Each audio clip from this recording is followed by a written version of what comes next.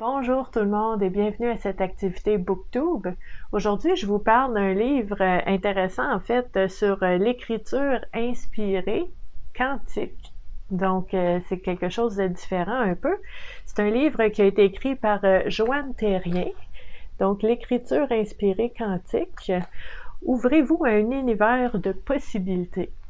Donc, c'est un tout petit livre, tout petit. En fait, il est petit, mais il y a vraiment toutes les différentes facettes à explorer pour s'exercer, pour se pratiquer à l'écriture inspirée quantique. Donc, l'écriture inspirée, c'est un modèle. L'auteur ici nous propose d'aller jouer dans le champ quantique. Donc, très intéressant. En fait, je peux vous dire ici, on a la petite photo, j'aime bien vous montrer. Bon, on voit pas très bien, mais c'est Joanne. Donc, Joanne Terrien détient une maîtrise en soins infirmiers. Elle a œuvré comme infirmière pendant 25 ans et s'adonne maintenant à ses passions, la canalisation des messages des plans supérieurs et l'énergie quantique. Auteure de 4 livres à succès, Joanne a fondé l'école de Tianchi en 2012 où elle transmet des enseignements sur l'approche Tianchi. Elle ajoute maintenant à son école plusieurs niveaux de formation en énergie quantique. OK? Donc, on va explorer un petit peu ce livre-là. La première chose, en fait, je vous ai mis plusieurs post-it là, pour explorer différents éléments. On nous parle, en fait, il y a vraiment des étapes. Hein? Avant d'arriver à l'écriture inspirée, on va partir de l'imagination. OK? Donc, l'imagination, c'est quoi? Comment ça fonctionne? On a un élément ici qui nous dit « Ce que nous appelons l'imagination est cette capacité d'aller puiser dans l'invisible des informations qui s'y trouvent déjà et de les concrétiser dans la matière. » Lorsque nous allons dans ce que nous appelons le monde imaginaire, nous accédons à un univers infini où des milliers de possibilités coexistent. Nous puisons à cette source afin de recevoir des images, des impressions ou des idées qui prendront forme dans la matière. Tout existe déjà dans l'invisible et nous avons tous la possibilité de puiser à ce puits qui est tout aussi réel que la réalité où nous vivons. Ainsi, l'imagination est un moyen ou une porte d'accès à l'infinité des possibilités de l'univers. Ce que j'aime beaucoup avec ce livre-là, en fait, c'est que l'auteur nous partage très explicitement, très clairement, c'est quoi sa définition des différents éléments. Donc, pour elle, l'imagination, c'est vraiment ça. C'est vraiment, c'est pas de l'imaginaire, c'est d'aller puiser dans le champ des possibilités infinies qui existent déjà. Donc, c'est quand même intéressant d'explorer les choses de cette façon-là. Puis vous savez, hein, quand on fait les activités BookTube, on a des livres sur plein de sujets, tout ce qui touche au bien-être et à la santé mentale. Il y a différentes façons, différents moyens d'accéder au bien-être et à la santé mentale. Donc, c'est toujours intéressant de voir la panoplie ou les différentes façons qu'on peut explorer, en fait. Donc, ce livre-là, c'est intéressant pour explorer ce côté-là. Dans le livre, Joanne nous parle aussi des ondes cérébrales. Ça, c'est très important parce que quand on parle des ondes cérébrales, c'est que il y a un état dans lequel on peut être qui va faciliter le fait de voir les choses autrement, d'être créatif, d'avoir de l'imagination, d'aller puiser dans ce champ des possibles-là. Et il y a certains états dans lesquels on peut être qui vont faire que ça va être plus difficile d'aller puiser là-dedans. Parce que, justement, on va être hyper sollicité, le hamster roule, ça tourne, ça va vite, puis c'est pas le meilleur état pour pouvoir capter, pour pouvoir aller vraiment dans la créativité de voir les choses autrement. Donc, l'auteur ici nous parle des ondes. En fait, il y en a plusieurs ondes. Hein? Il y a des ondes oméga, il y a des ondes θ, il y a plein d'ondes. Mais dans ce livre-là, elle nous parle des ondes alpha et bêta.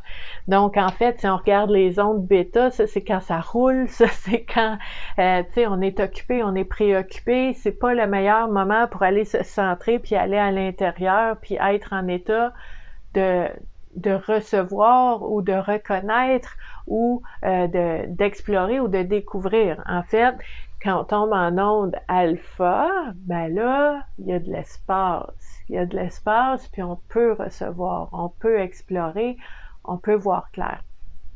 Fait que c'est très intéressant d'explorer aussi ces éléments-là. Puis en fait, peut-être que vous vous dites, mais c'est quoi le rapport avec l'écriture inspirée? C'est parce que l'écriture inspirée, ça se prépare. Ça se prépare. Il y a comme un état, il y a une intention, il y a une approche qui va faire que cet exercice-là qu'on va faire pendant peut-être 30 minutes va vraiment aller puiser dans une source de possibilités et d'options insoupçonnées à laquelle on n'aurait pas pensé mentalement avec notre intellect, mais qui, tu sais, quand on puise là-dedans, ça va chercher des éléments vraiment, vraiment différents parce que on est dans cet état-là. Donc, c'est l'intention, c'est la préparation, c'est vraiment, puis vous allez voir, là, je vous ai mis un post-it, mais il y a vraiment des étapes, puis une préparation avant de s'installer, puis de s'asseoir, puis de faire l'exercice. Ce qui fait que ça devient une pratique, ça devient un exercice, ça devient un moment qu'on s'accorde pour justement aller puiser dans le monde des possibilités, puis ça fait du bien. Donc, chapitre 6, qu'est-ce que le quantique? C'est quoi exactement le quantique? Parce que là, l'auteur nous parle de l'écriture inspirée. C'est quoi? Mais l'écriture inspirée quantique, ben c'est, tu sais, l'écriture inspirée, c'est qu'on va chercher des infos, des idées, des possibilités. Mais l'écriture inspirée quantique, c'est là qu'on va chercher notre inspiration. C'est dans le quantique. C'est quoi le quantique? OK? Donc ici, on nous dit, OK, l'emploi du qualificatif quantique provient de la physique quantique et principalement des travaux d'Albert Einstein. Il fut un des premiers à étudier la réaction des particules sur le plan physique dans l'infiniment petit. Vous vous souvenez de ça? L'infiniment petit dans l'infiniment grand. Ces travaux ont porté sur la nature de la lumière en clarifiant le mouvement particulier des atomes et des particules subatomiques. Okay? Le mot quantique réfère à tout ce qui explique le comportement des objets physiques au niveau microscopique, soit l'atome, le noyau cellulaire et d'autres infimes particules. Les chercheurs quantiques ont observé que les constituants microscopiques réagissent différemment aux lois de la physique habituelle comparativement aux éléments macroscopiques. Macroscopique, pour faire simple, simplifié au bout, c'est un peu la théorie de Newton où est-ce que quand une pomme tombe d'un arbre, ben c'est la gravité, donc ça tombe. Okay? Mais au niveau microscopique, il y a d'autres choses qui se passent. C'est pas ça, c'est un autre mouvement. Donc, c'est vraiment intéressant si vous voulez aller lire là-dessus. Mais c'est important de bien comprendre le quantique. Puis ça, c'est un début d'explication qu'elle nous donne dans ce chapitre-là. Dans le chapitre 7, Joanne nous parle des neurosciences. Ça, c'est important aussi quand on parle d'écriture inspirée quantique. Donc, neurosciences ici. Les spécialistes en neurosciences s'entendent pour dire que même si notre cerveau capte des millions d'informations par seconde, il est impuissant à toutes les traiter car elles sont trop nombreuses. Il sélectionne environ 2000 renseignements par seconde sur les millions disponibles. C'est quand même beaucoup, 2000 par seconde.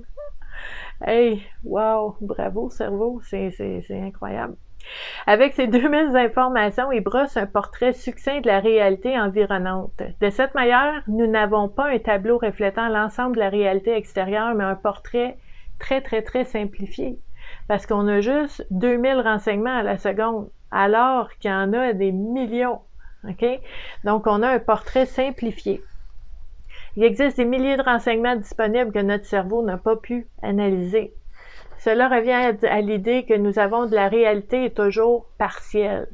Il nous manque toujours des informations si nous désirons avoir une vision plus claire de la réalité globale.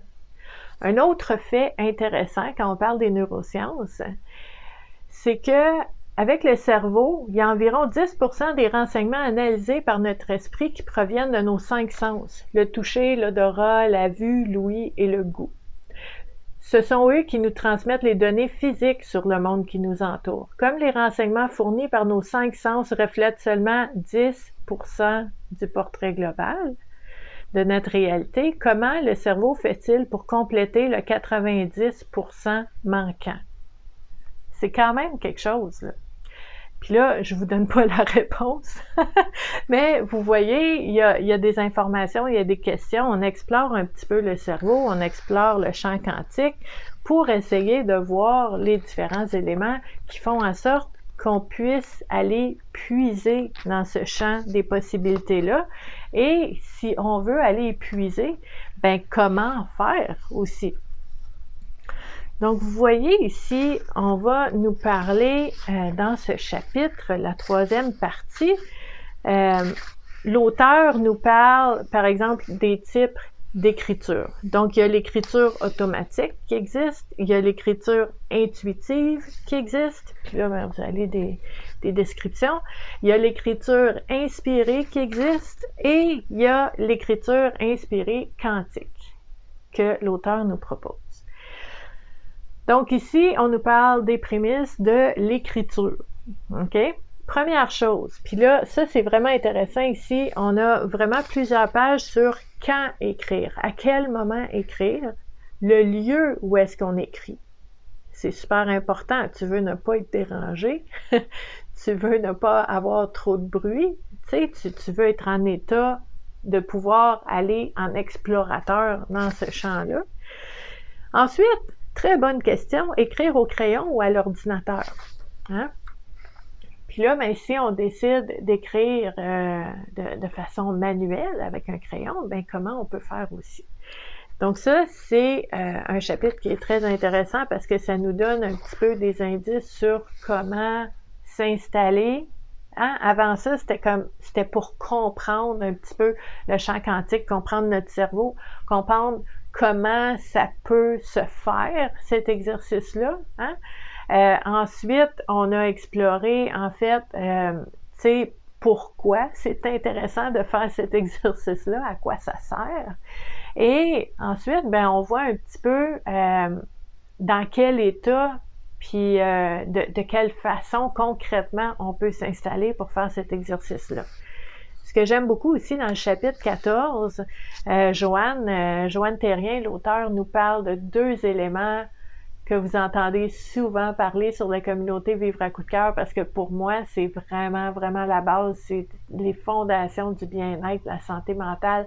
Super important ces éléments-là, et elle les mentionne aussi, l'importance de l'alignement et de la cohérence. OK? Super important, l'alignement et la cohérence. Si tu n'es pas en état de recevoir, si tu n'es pas en état de te centrer, si tu n'es pas en état d'aller puiser dans des options, des possibilités qui pourraient être saines, qui pourraient être bonnes, qui pourraient être vraiment bénéfiques pour toi, mais que tu n'es pas dans cet état-là intérieur, ben c'est peut-être pas le bon moment de faire cet exercice-là. Tu sais, l'alignement, la cohérence aussi, de dire, ben c'est important, ici on nous dit, c'est la cohérence entre nos pensées, nos paroles et nos actions. Est-ce que je me sens bien? Est-ce que j'arrive à dépasser ce que je crois qui est important ou populaire ou à la mode en ce moment, puis que je suis capable d'aller avec qu'est-ce qui est important pour moi et d'aller infuser ma vie de ça, de pouvoir aller chercher, explorer, mais selon ce qui est important pour moi.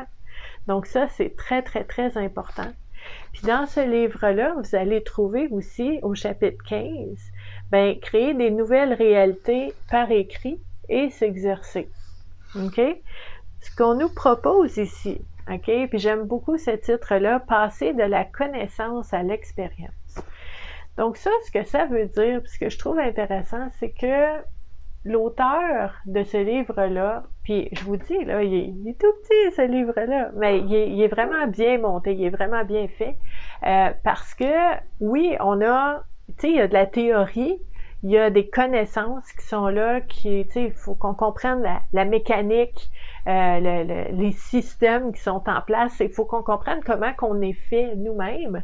Et ensuite, on va pouvoir comprendre que c'est possible d'aller puiser dans cette créativité qui est en fait de dire, tu sais, je parle souvent du pilote automatique, on a des habitudes, on a des réflexes automatiques, mais c'est possible de créer des nouveaux chemins neuronaux dans notre tête, de créer des nouvelles façons de voir les choses qui vont faire que, au lieu de toujours, tu sais, avoir les mêmes réflexes, prendre les mêmes décisions, faire les mêmes choix, ben, on est capable d'aller voir les choses différemment et ça va faire qu'on va capter des possibilités différentes.